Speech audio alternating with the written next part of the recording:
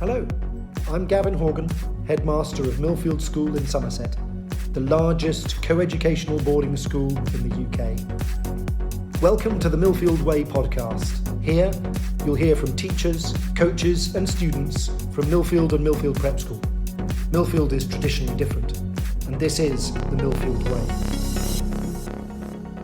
Hello and welcome to this Millfield Way Podcast, a year in review with Dan Thornburn.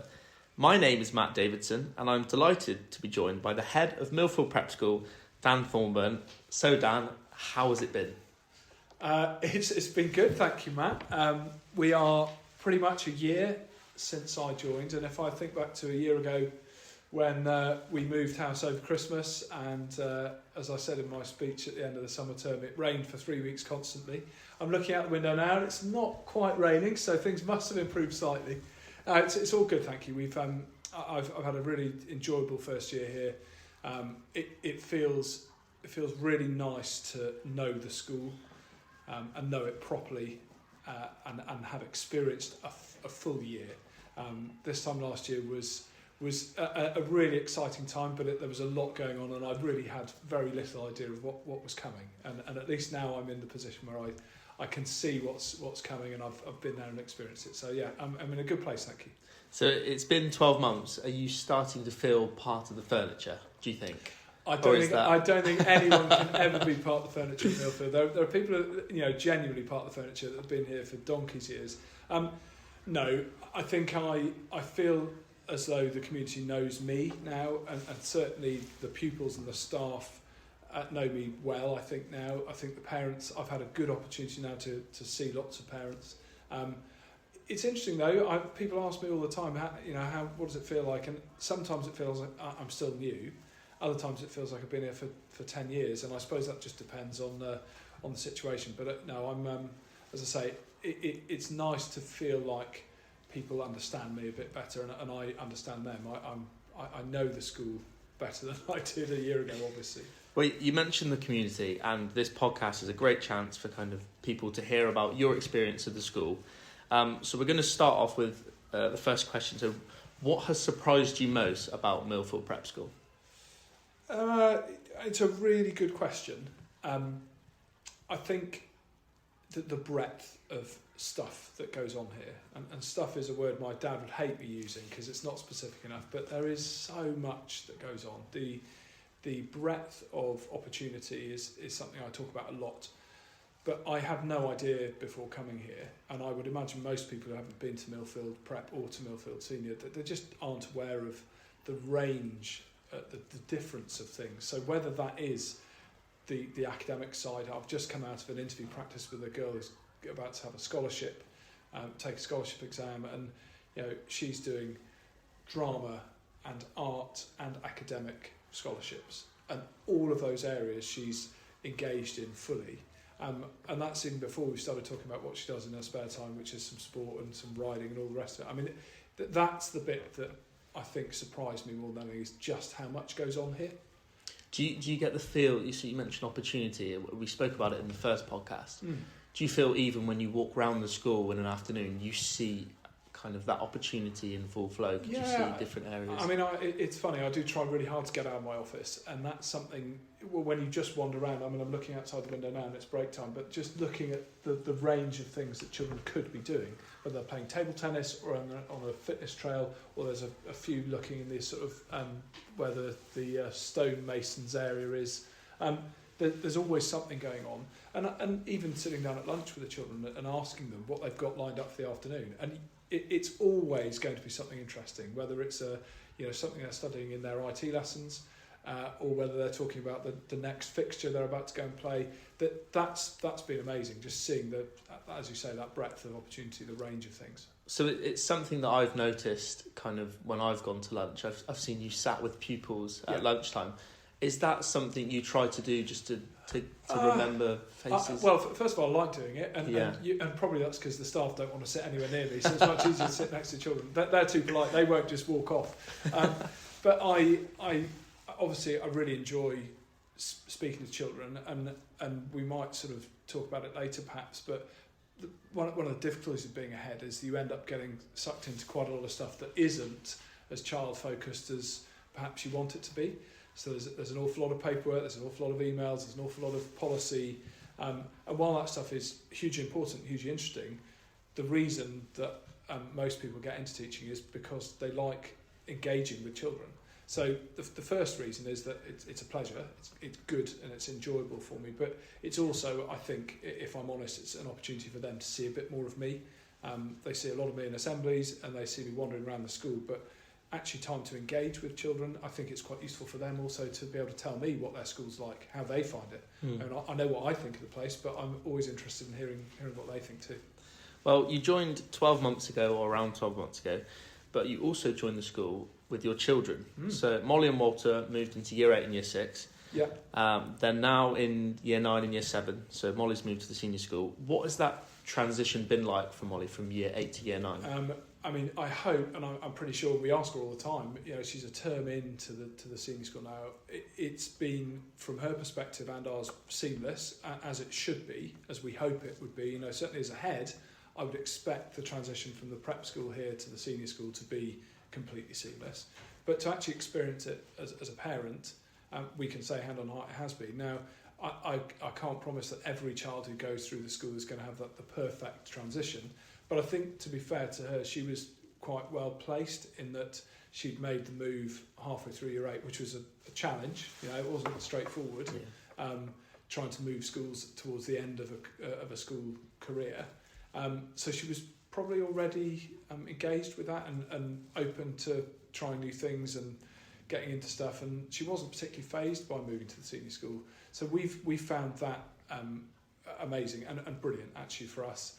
A real relief. I think most parents will understand that when you're making a decision about a school, you've researched it, you've met the people, you've been there, the children have toured, you've done all of that stuff, and it all ticks all the boxes. But you've still got to go through it, and you're hoping and crossing everything that it is going to work. And we've well, you have to have a podcast with her at some point, but I'm pretty sure she's having a great time. So that's good to hear. So back onto you then. So what does a typical week look like for you? Well, I'm not sure any head will say there's a typical week in any school, but essentially most schools do have their sort of cycle of weekly events. So Monday mornings in assembly, which I love. It's probably one of my most favourite parts of the job actually is that moment in front of the children and the staff, and really being able to talk about things that I'm passionate about and messages that I think will help the school grow and help individuals improve and become better.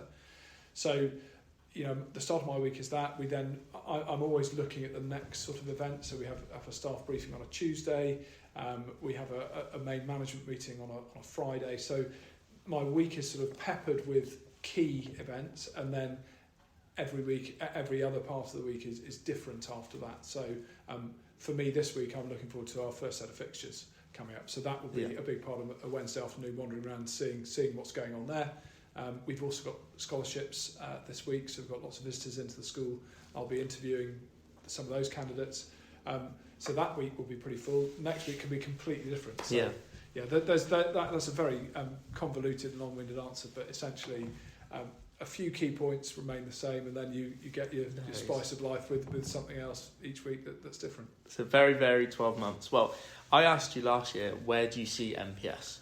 And what was it like? Because I think we should mention it, winning the Independent Prep School of the Year award in October. Yeah, that was pretty special, and I've been very open, so it blatantly got nothing to do with me. I arrived and they'd already entered the award, and it's brilliant for the school to have won it, and huge credit to Shirley, my predecessor, and to Gavin, who was here before me as well. And the staff generally. You know, there are a number of key staff who put in an awful lot of work that built the school into a position where it could compete for an award like that. But I also spoke to the staff in my inset recently just about that was my aim a year ago, was to say, look, we're an amazing school. There's nothing here that could hold us back. We should be aiming to be the best prep school there is. And to get some sort of a result like that would imply we're doing something pretty well is great. Equally, I'm not going to allow anyone to rest on their laurels, and neither will I. well aware there are some fantastic prep schools around that didn't win the award, and we've got to keep our standards really, really high. But it's great, I think, for the staff more than anything, just as a bit of a pat on the back. So sadly I can't take any credit for it, but we'll hang it on the wall, and we'll say, look, we'll look forward to trying to win another one at some stage. So people from the outside looking in, obviously you see the school on a day-to-day basis. Is there anything that you've discovered that you want the public to know about MPS? And maybe something that when you see the school's one independent prep school year, you think it makes sense because we do this and this and this. Yeah, I think and we do talk about it a fair bit, but perhaps people don't see us quite as good as we are at pastoral care. The pastoral side of Millfield Prep and at the senior school is fundamental to what we do, and how we care for children is our number one priority, and that's part of the reason we won that award. We've got an amazing wellbeing programme that's part of our curriculum now, and that was highlighted. And I probably, if I'm honest, I hadn't really noticed that when I was looking at the school. I didn't really think it would be such a big part. We have here at the Prep, we have a regular pastoral meeting once a week, and the room is absolutely full to the rafters of staff who each have their own input on the children, and that's pretty special. In my experience, it can't happen in some schools in the way that it does here. So yeah, that's me, because you will always hear that Millfield is good at this, particularly on the sports front, or they've achieved something amazing. But we probably haven't spoken as much about the pastoral side as and now we can, because as I say, it's been sort of noted in that award, which is great. What do you enjoy most about your job? I think I mentioned it earlier. I really enjoy the child-centred aspects of Headship. So being able to hopefully impart a tiny bit of wisdom or knowledge, and I would never claim to know very much, but I've done, as you probably learned in my last podcast, I've done a few jobs in my time, even before getting into teaching. And I think it's important for me, I get to see the big picture, and as big a picture as you can in a school. And a lot of the children coming through a school naturally can't see the big picture. They're just on their tram lines, on their own little journey. And I think I enjoy opening their horizons a bit to what we as a school, and what I personally think are the important parts of life, the things that all of us either struggle with or enjoy. Being able to be open with children and say, look, you look around the room with these 460 odd children, I bet you there's someone else feeling exactly the same way that you are, but you don't realise it. You just think you're the only one that worries about their history test or or the next performance of the play. Everyone is thinking the same thing, but no one's really often got the courage to say it. Yeah. So those are the things that I enjoy. I enjoy helping children understand that sort of stuff. If you weren't a head, what do you think you would have been, or what would you like to have done? Would it have again been working with children, maybe, to keep that? I did. This is going to sound very strange, but when I got to the end of school, I was basically kicking around my parents' house, trying to think of something to do, and they were probably getting pretty bored of me being there. And I read this book, I think it was an American book, called What Colour is Your Parachute? And it's quite a well-known thing, and it helps you identify things you like and where your strengths might be. And at the end of it, a bit like a sort of machine, you hopefully push a button and it tells you what you're going to be. And rather randomly, it said that I would be teaching animals to read music, which is very strange. But essentially, they're the areas of my life that I'm passionate about. So I at one stage wanted to be a vet, but wasn't quite up to scratch with the biology and the chemistry and the physics and the maths. But loved animals, I love music, and most people I speak to would eventually realise that. But I'm not very good at reading music, and I really enjoy working in a sort of school environment. So those three things combined. But yeah, I've no idea. I've told you in my last podcast I've done so many random jobs. I'd like to go back to being a milkman, actually. I don't know if that still exists, but I enjoyed that job. That was brilliant. Well, so the next question is, what keeps you awake at night?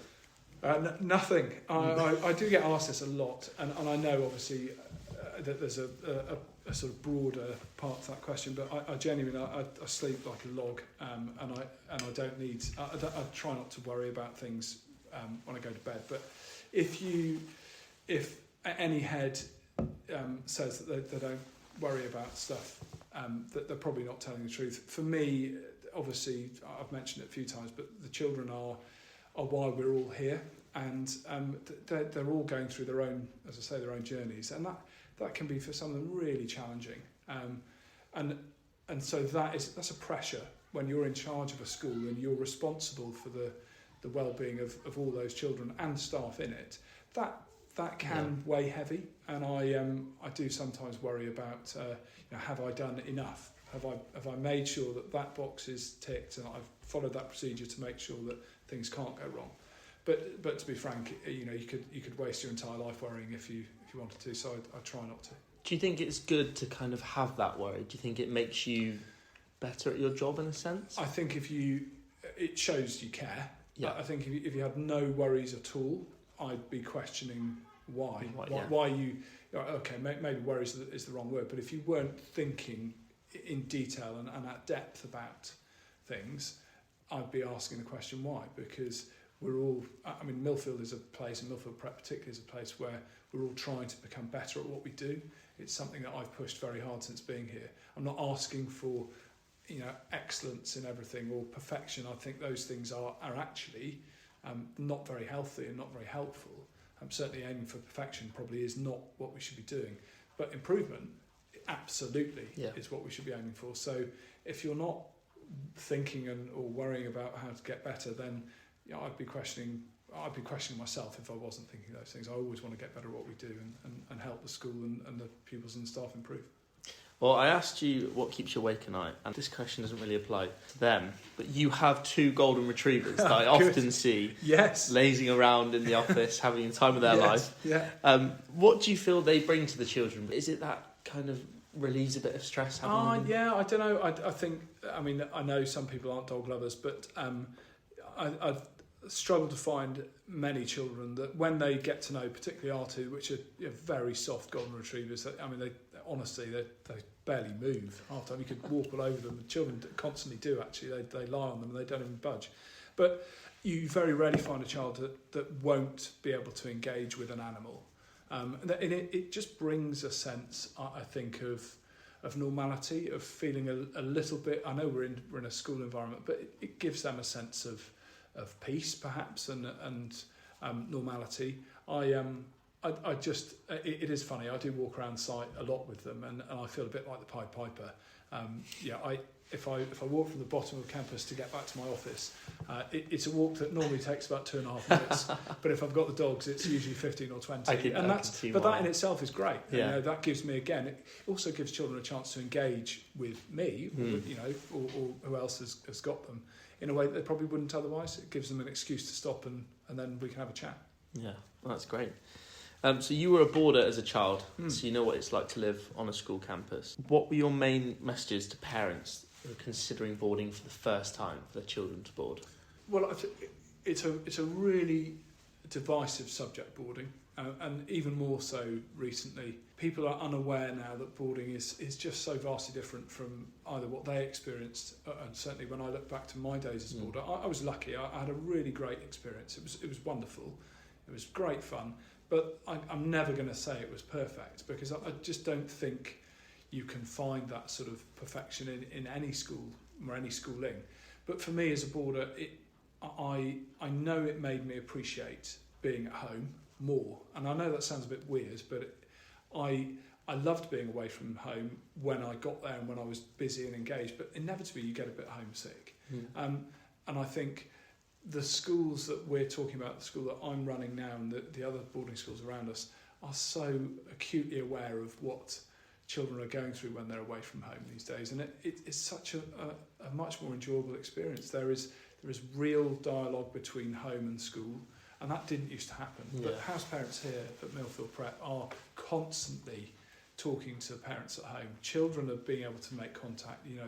Obviously digital age makes it a lot easier. And I was a boarder in the dark ages, so it's I think I would always encourage parents to identify the reasons why they're considering boarding, and usually it's because they're trying to enable their children to get the most out of being at school.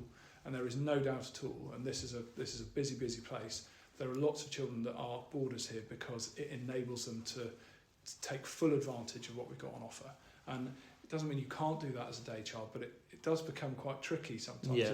If you're really busy and you're engaged in, let's say, doing some swimming, and you're pushing on the music front as well, and you're in the play, those are long days, busy weeks, and actually in the end, children love being with their friends in the evenings. It's their downtime. So essentially, if I'm giving advice to parents about boarding, I'm well aware that it's a big call, it's a big decision for them, but I'd encourage them to look at the longer term results, the independence that fosters, the ability to look after yourself a bit, and to realise that actually, I'm in control of my own life, thanks very much, and I have to take a bit of responsibility, and boarders do. And I think that's a good lesson for them to learn and take into their sort of senior school and beyond. Because when children often start boarding, they can feel homesick at the start. And we do have a lot of children that are from overseas. You also spoke about pastoral care earlier and how it's great at Millfield. What kind of do the pastoral team and the boarding people do to make overseas, for example, pupils fit in and settle? And it's a really good question. It's a question I asked as well when I got here. We've got a significant proportion of children from overseas, whether they're expats or they're moving from abroad. We've got a fantastic EAL, English as an Additional Language department, and that there is a sense they are able to find support amongst the EAL community alongside their own boarding house. So they've got different avenues to explore. Now the house parents here are massively caring. Actually, when you look at it, they are genuinely parenting, between 30 and 40 children every year, and many of them have been doing it for a long time. When you think about the experience they've got as parents, it's amazing. And so they're very acutely attuned to children who join from abroad, from overseas, and I think that's they will look at what the best way of letting them settle. So some children need contact with home, and you can provide that regularly. Others actually just need to be fully immersed in it and forget they're away from home. So that's down to the house parent and the pastoral team to work out what they need. But there's a huge amount of support, and the best thing is they are among many. There are so many boarders generally here, and whether they're from overseas or not, they're all going through the same experience, so they all support each other, and they're massively caring for each other too. Do you feel like that's a strength of the school, kind of the ability to see everyone as an individual and care to their needs, because they might differ to someone they're friends with, for example? I promise you didn't tee me up on this one, but I don't think you were here on Monday. I talked about difference and accepting difference as being a vital part of a school and a community that's really going places. And I think we're really good at it here. I want to be even better. I talk about that, as I said earlier, I want us to improve. But accepting that everyone is different, and actually also realising as a child that being different is a good thing. And this is hard. It's a hard lesson to learn. We've all been there. Actually, when you're at school, often you want to fit in, you want to be the same, you don't want people to see you as different. But you gradually realise as you grow up that the difference is the thing that makes you an attractive or an interesting or an exciting person, is to have your own passions and interests, and it takes quite a long time to learn that. So I think we're good at identifying difference as a strength, and it's something that I'm keen to keep pushing as a school, because we're lucky. We've got massive diversity at the school, and that's amazing. It's great for the children here to grow up in an environment where they're meeting children from all over the world. And it is normal, but actually for many schools it's not. You don't get that diversity and that difference. So boarding pupils from overseas, and you've got day pupils that might be local. Yeah. How does the school integrate kind of different people? That's a really good question. I don't think you could tell if you were walking around, and they're all in lessons again now, but if you're walking around at break time, there is no way you would tell the difference between a day pupil and a boarder. I would challenge anyone to do it, and I just don't think you could. Yeah. What you do find, I suppose, when the day children have gone home, you obviously you see the boarders when they come to supper, particularly they come in their house with their house group, and that's interesting. You can sometimes try to work out which boarding house they're in, but if you mix them all up in the playground, you wouldn't be able to identify it. And I think that's a really positive sign. Yeah, there definitely. isn't that sort of them and us feel that can sometimes happen in schools where day children are seen as one thing and boarders are seen as something else. I think we're all Millfield Prep pupils here, and that's the way we like it, and that's the way it should be. Definitely. So for the next question, we went to social media. Oh, okay. So we sent a prompt out and said, does anyone have any questions for Dan Thornburn? And complete radio silence. No, we did. We had some responses. So Rachel, Yeah. I picked one question. So Rachel said, what has been your best experience? At the prep school. At the prep school, yeah. That would have been a Yeah, much not bigger ever. question.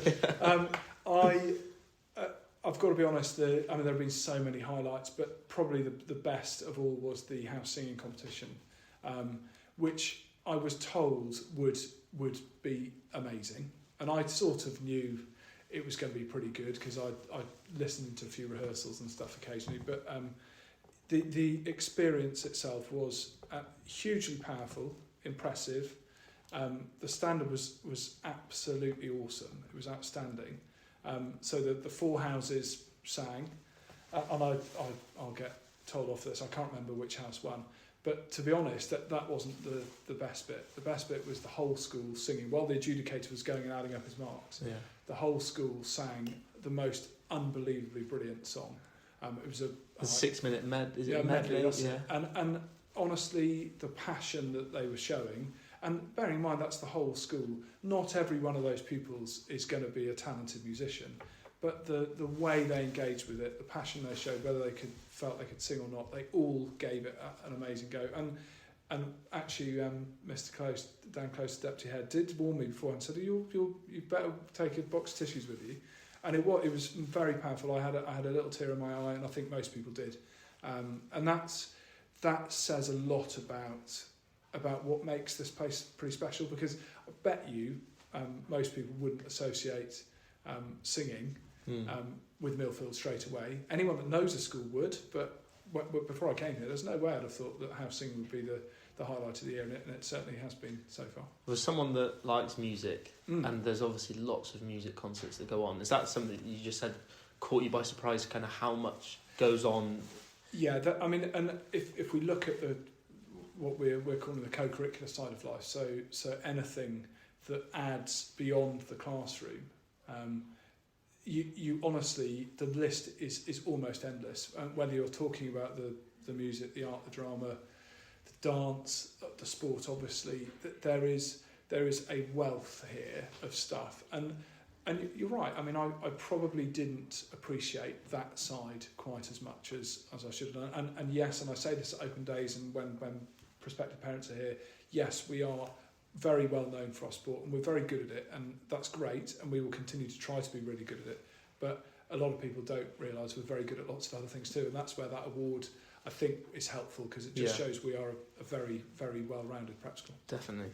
So if you had gone to Millfield Prep School as a child, yes, let's take you back to the younger days. Yeah, what activities would you have chosen to get involved with? Well, first of all, when I was at prep school, we played. It was Edgerley Hall then, I think it was called, at Sevens, and we got absolutely smashed.